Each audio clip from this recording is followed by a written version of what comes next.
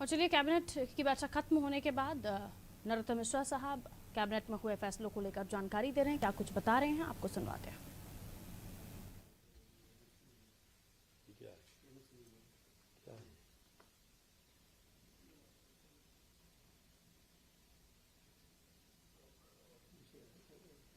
आया था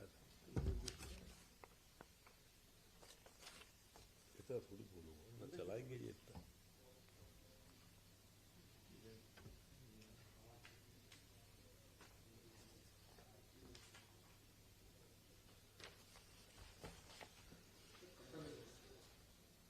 कमांड देना।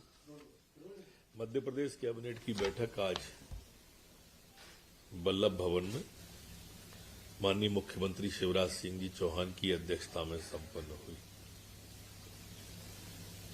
जिसमें अनेक महत्वपूर्ण निर्णय हुए। एक लंबे समय से जो इंदौर प्रेस क्लब का हमारे पत्रकार साथियों का किराए के पुनर्निर्धारण का विषय लंबित बना हुआ था, आज कैबिनेट के द्वारा मुख्यमंत्री के द्वारा उसमें मासिक किराए में परिवर्तन करके 10,000 रुपया प्रति माह कर दिया है। एक बड़ी राशि की छूट इसमें कैबिनेट के द्वारा प्रेस क्लब को दी गई है मासिक। आप सबको विदित होगा, कोरोना महामारी के बाद सामूहिक विवाह कार्यक्रमों के संख्या में इस बार बहुत वृद्धि हुई है, क्योंकि 2 बरस विवाह में किसी न किसी रूप में आयोजनों में बड़े कार्यक्रमों में प्रतिबंध थे, इसलिए रोका गया था। और इस महीने में अत्यधिक विवाह है, उस सबको देखते हुए अब ऑनलाइन टेंडर के लिए अकेला नहीं है, अब ऑफलाइन भी हमारे कलेक्टर महोदय या जो समिति बनाई गई है वो समिति इस टेंडर को बुला सकती है, जो हमारे बेटे बेटियों को सामग्री दान में दी जानी है, जिसको हमारे यहाँ आम भाषा में दान दहेज भी बोलते हैं, गांव की भाषा में। ये टेंडर का प्रकाशन राज्य स्तर पर या वहां पर 2 समाचार पत्रों में टेंडर की न्यूनतम अवधि 7 दिवस, भंडार के नियमों में शिथिलता केवल मई के महीने में इनके लिए दी है। ये सिर्फ मई के महीने में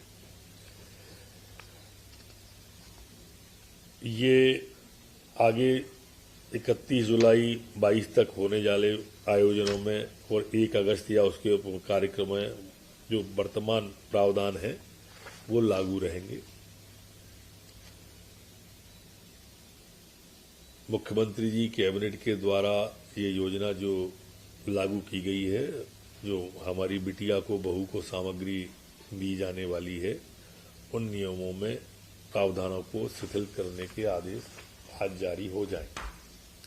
इसी तरह से हमारी बेटियों के लिए जो लाडली लक्ष्मी योजना 2 है, जो अपने आप में काफी महत्वाकांक्षी योजना है। आप सबको ये विदित है कि हमारे यहाँ पर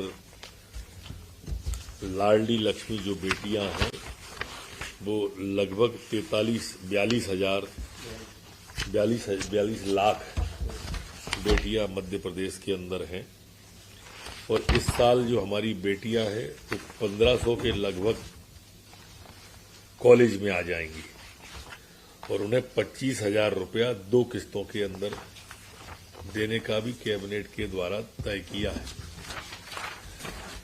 और ये बेटी अगले साल जो हमारी लाडली लक्ष्मी है वो लगभग इनकी संख्या 19,000 हो जाएगी, जो कि अपने आप में काफी बड़ी संख्या होगी।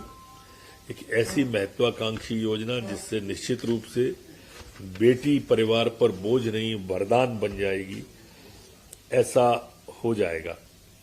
हमारे यहाँ मेडिकल इंजीनियरिंग की फीस भी राज्य सरकार भरेगी, जो अपने आप में एक रिकॉर्ड है हमारी बेटियों के लिए। जैसा मैंने कहा कि अब बेटी वरदान हो जाएगी, और हमारा जो एक रेशियो असंतुलित हो रहा था बेटा और बेटी का, निश्चित रूप से इसमें भी अब सुधार आएगा। हमारे पुलिस के कर्मचारियों के लिए भदभदा पर 50 बेड की क्षमता का अस्पताल अलग से पुलिस के ही लिए बनाने का कैबिनेट के द्वारा तय किया है। ये 23वीं और 25वीं वाहिनी जो है उसका परिसर है भदभदा में, वहां पर इसका निर्माण किया जाएगा। इसकी फर्नीचर के लिए आज राशि स्वीकृत हो गई है। इसके मेडिकल उपकरणों के लिए आज राशि स्वीकृति हो गई है। इसके पदों के लिए आज राशि स्वीकृत हो गई है। कैबिनेट के द्वारा सहमति दे दी गई है।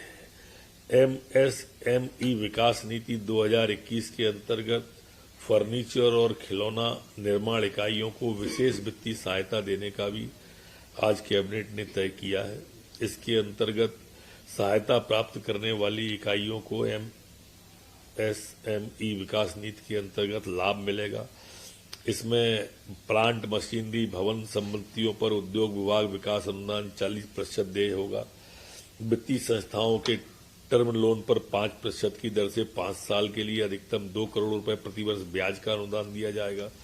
सभी पात्र नवीन इकाइयों को उच्च दाब विद्युत संयोजन के लिए 5 साल तक के लिए 100% विद्युत शुल्क की छूट दी जाएगी।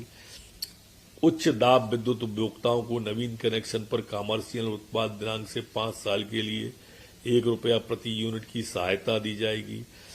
इसी तरह से भूमि बैंक ऋण दस्तावेजों को चुकाए गए पंजीयन शुल्क की स्टाम्प ड्यूटी में 50% छूट दी जाएगी। इसी तरह से गुणवत्ता प्रमाण पत्र प्राप्त करने पर 25% लागत प्रतिपूर्ति की अधिकतम 10 लाख तक की तथा प्रमाण पत्र पर अधिकतम 2.5 लाख तक की सहायता ये प्रदान होगी। ऐसे बहुत सारी सुविधाएं आज दी गई हैं जो अपने आप में मध्य प्रदेश की एमएसएमई नीति में एक रिकॉर्ड है, जो लिखित में आप सबको आज हम जो प्रेस नोट जारी होगा उसमें कर देंगे। देखते लो कुछ रहा तो नहीं। हाँ, कर दिया है उसको। कहाँ था नक्सल क्षेत्र वाला? सही सवाल किया। हाँ, कहाँ गए? नक्सल प्रभावित क्षेत्रों में जो हमारे 3 जिले मुख्य रूप से बालाघाट, मंडला और डिंडोरी हैं और 10 विकास खंड हैं, इसमें सटीक मुखबरी को सफल करने के लिए एक नक्सल उन्मूलन अभियान संचालित कर रहे हैं। यहाँ पर 150 पद इसके स्वीकृत आज मध्य प्रदेश की कैबिनेट ने किए।